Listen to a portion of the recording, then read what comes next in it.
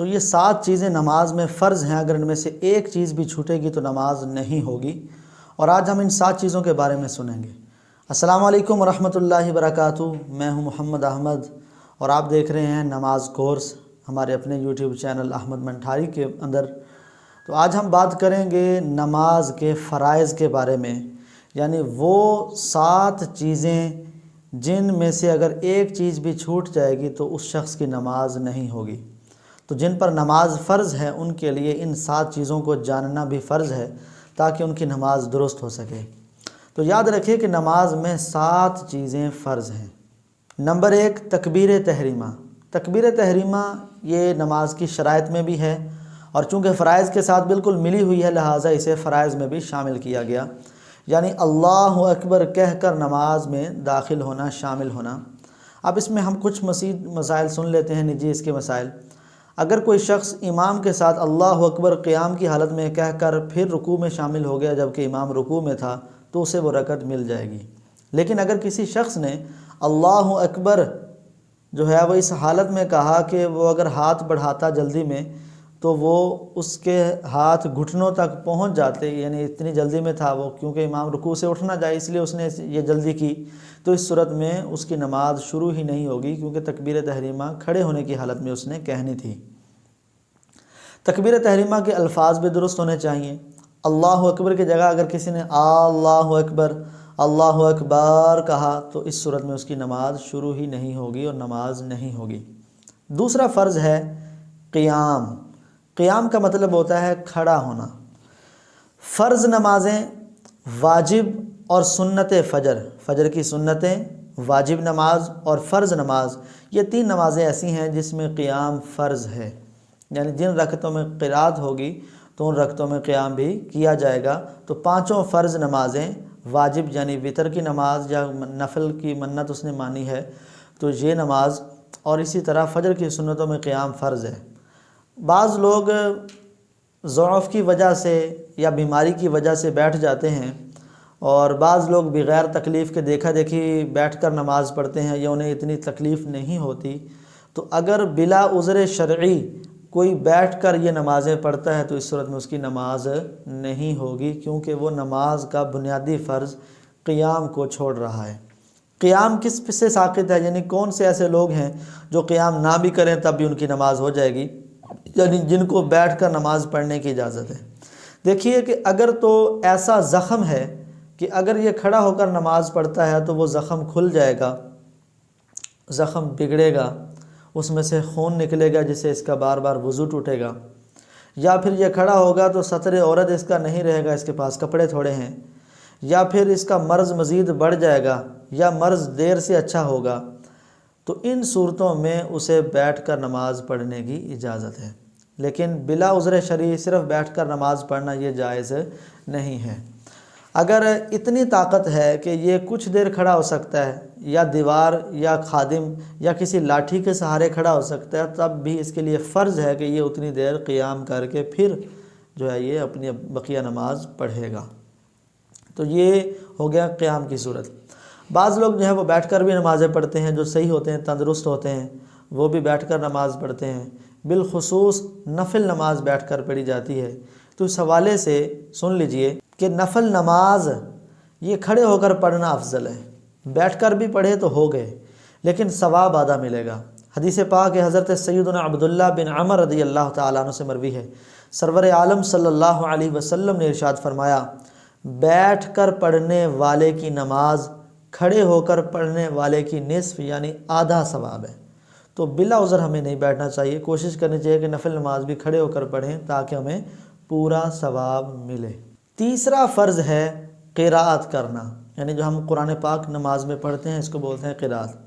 قراءت کا مطلب ہے کہ تمام حروف مخارج کے ساتھ ادا کیے جائیں، ہر حرف غیر سے صحیح طور پر ممتاز ہو، یعنی ہر حرف کا الگ مخرج ہے تو ہر حرف اپنے اپنے مخرج سے ادا ہو، آواز الفاظ کی مکس نہ ہو، جس طرح ذال اور زا، ضا، زا، ضاد، ان سب کی آواز جو ہے یہ مکس نہیں ہونی چاہیے، ہر حرف دوسرے حرف سے ممتاز ہو، صحیح طور پر ادا کیا جائے۔ اور دوسری بات قراءت کے حوالے سے یہ ہے کہ بعض لوگ آپ نے بھی دیکھے ہوں گے کہ وہ جب نماز پڑھتے ہیں تو گویا کہ نماز میں سوچ رہے ہیں کہ میں کیا پڑھ رہا ہوں، پڑھ نہیں رہے ہوتے۔ پڑھنے کی تعریف یہ ہوتی ہے کہ اتنی آواز ہو کہ آپ کے کان سن سکیں جب کہ آپ بہرے نہیں ہیں، یا اتنا شور و غل نہیں ہے کہ جس کی وجہ سے آواز دب گئی، تو اتنی آواز سے پڑھنا یہ فرض ہے۔ اگر کوئی اتنی آواز سے نہیں پڑھتا تو اس صورت میں اس کی نماز نہیں ہوگی۔ تو اتنی آواز کے ساتھ قرات کرنا یہ ضروری ہے۔ فرضوں کی نماز میں ٹھہر ٹھہر کر قرات کی جائے، اسی طرح تراویح میں درمیانے انداز میں پڑھی جائے، اور نوافل کے اندر تھوڑا تیزی سے پڑھ سکتے ہیں، لیکن اتنی تیزی بھی نہ ہو کہ الفاظ ہی سمجھ نہ آئیں۔ تو الفاظ اگر سمجھ نہیں آ رہی ہے، الفاظ ایک دوسرے سے مکس ہو رہے ہیں، تو اس صورت میں قرات کا فرض ساقط ہونے کی وجہ سے اس کی نماز نہیں ہوگی۔ چوتھا فرض ہے رکوع کرنا۔ رکوع کا مطلب یہ ہے کہ اتنا جھکے کہ اگر یہ اپنے ہاتھ بڑھائے تو گھٹنوں تک پہنچ جائے، اور رکوع کا پورا درجہ یہ ہے کہ اس کی پیٹھ بالکل سیدھی ہو، اس میں کوئی بل خم نہ ہو۔ لیکن اگر کوئی اتنا جھکتا ہے کہ وہ اپنے ہاتھ اگر بڑھائے گھٹنوں تک پہنچ جائیں، تب بھی اس کا رکوع مان لیا جائے گا، اور پیٹھ سیدھی ہونی چاہیے، یہ بہتر ہے۔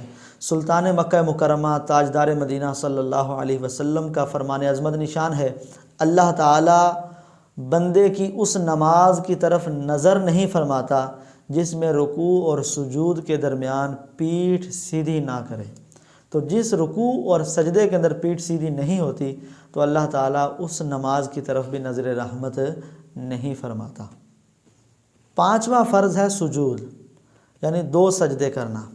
سلطان مکہ مکرمہ صلی اللہ علیہ وسلم اس حوالے سے ارشاد فرماتے ہیں، مجھے حکم ہوا کہ 7 ہڈیوں پر سجدہ کروں، منہ، دونوں گھٹنے اور دونوں ہاتھ اور دونوں پنجے، اور یہ حکم ہوا کہ کپڑے اور بال نہ سمیٹوں۔ تو نماز میں 7 ہڈیوں پر سجدہ کیا جاتا ہے، اور کپڑے اور بالوں کو بھی نہ سمیٹا جائے۔ ہر رکعت میں 2 مرتبہ سجدہ کرنا فرض ہے، اور سجدے میں پیشانی کا جمنا یعنی زمین کی سختی محسوس ہو، یہ ضروری ہے۔ تو اگر کوئی گھاس پر نماز پڑھ رہا ہے، یا پھر ایسی جگہ پر نماز پڑھ رہا ہے جہاں پر موٹا قالین بچھا ہوا ہے اور اس کے نیچے بہت بڑا فوم ہے جس کی وجہ سے یہ دباتا جا رہا ہے، تو سر مزید دبتا جا رہا ہے، تو پیشانی جمنے کی نہ ہونے کی صورت میں اس کا سجدے کا فرض نہیں ہوگا۔ تو جب سجدے کا فرض ادا نہیں ہوگا تو اس کی نماز بھی نہیں ہوگی۔ لہٰذا اتنے موٹے موٹے قالین نہ بچھائے جائیں، اور بہتر تو یہی ہوتا ہے، سب سے افضل تو یہی ہے کہ ڈائریکٹ زمین پر نماز پڑھی جائے، فرش پر نماز پڑھی جائے، کہ اللہ کی بارگاہ میں عاجزی کے لیے ہم نماز پڑھ رہے ہیں، تو اس میں سب سے افضل یہ ہے کہ زمین پر، یعنی فرش، ماربل وغیرہ، اس پر نماز پڑھی جائے۔ لیکن اگر صفیں بچھانی ہیں یا کارپیٹ ہے تو وہ اتنا موٹا نہ ہو جس سے پیشانی بھی ہماری نہ جمے، تو اس طرح کا خیال ہمیں ضرور رکھنا ہے۔ چھٹا فرض ہے قعدہ اخیرہ۔ قعدہ اخیرہ کا مطلب یہ ہوتا ہے کہ آخری اتحیات، اگر 2 رکعت والی نماز ہے تو اس کی آخری اتحیات 2 کے بعد ہی آ جائے گی، اور اگر 4 رکعت والی یا 3 رکعت والی نماز ہے تو اس میں جو آخری اتحیات ہم پڑھتے ہیں اس کو بولتے ہیں قعدہ اخیرہ۔ تو قعدہ اخیرہ میں اتنی دیر بیٹھنا جتنی دیر تشہد یعنی التحیات للہ عبدہ و رسولہ تک پڑھ لی جائے، اتنی دیر تشہد میں، التحیات میں بیٹھنا یہ نماز کے اندر فرض ہے۔ تو 4 رکعت والی نماز میں آخری قعدہ 4تھی رکعت میں ہوتا ہے، 3 رکعت والی میں تیسری رکعت میں ہوتا ہے، اور 2 رکعت والی نماز میں دوسری رکعت کے اندر قعدہ ہوتا ہے۔ تو یہ قعدہ اتنی دیر کرنا یہ فرض ہے۔ 7واں اور آخری فرض جو ہے وہ ہے خروج بسنعہ۔ قعدہ اخیرہ مکمل کرنے کے بعد خروج بسنعہ کا مطلب ہوتا ہے اپنے ارادے سے نماز سے باہر نکلنا۔ تو سلام کیا یا بات چیت وغیرہ کی یا کوئی ایسا فعل کیا جس سے نماز سے باہر ہو گیا، تو اس صورت میں اس کا فرض جو ہے یہ خروج بسنعہ والا یہ پورا ہو جائے گا۔ لیکن لفظ سلام کے ساتھ نماز سے باہر نکلنا یہ واجب ہے، تو اس واجب اور فرض کو دونوں کو پورا کیا جائے گا۔ تو یہ 7 چیزیں ہیں جو نماز میں فرض ہیں۔ نمبر 1 ہے تکبیر تحریمہ، قیام، قراءت، رکوع، سجود، قعدہ اخیرہ اور خروج بسنعہ یعنی اپنے ارادے سے نماز سے باہر نکلنا۔ تو یہ 7 چیزیں نماز میں فرض ہیں، اگر ان میں ایک بھی چھوٹے گی تو سجدہ سہو کی وجہ سے یہ غلطی ختم نہیں ہوگی۔ لیکن ہر غلطی کا ازالہ سجدہ سہو نہیں ہے۔ سجدہ سہو کی غلطی جو ہے وہ والی غلطی پہ سجدہ سہو کیا جاتا ہے جب کہ نماز کا کوئی واجب چھوٹے۔ انشاءاللہ آگے ویڈیو آئے گی نماز کے واجبات کے حوالے سے، تو 30 واجبات ہیں، ان 30 واجبات میں سے اگر 1 2 جتنے بھی ہیں اگر بھولے سے چھوٹ گیا تو اس صورت میں سجدہ سہو کرنا ہوگا۔ لیکن فرائض اور شرائط کی غلطی ایسی ہے کہ اس کی جو تلافی ہے وہ سجدہ سہو سے نہیں ہوگی۔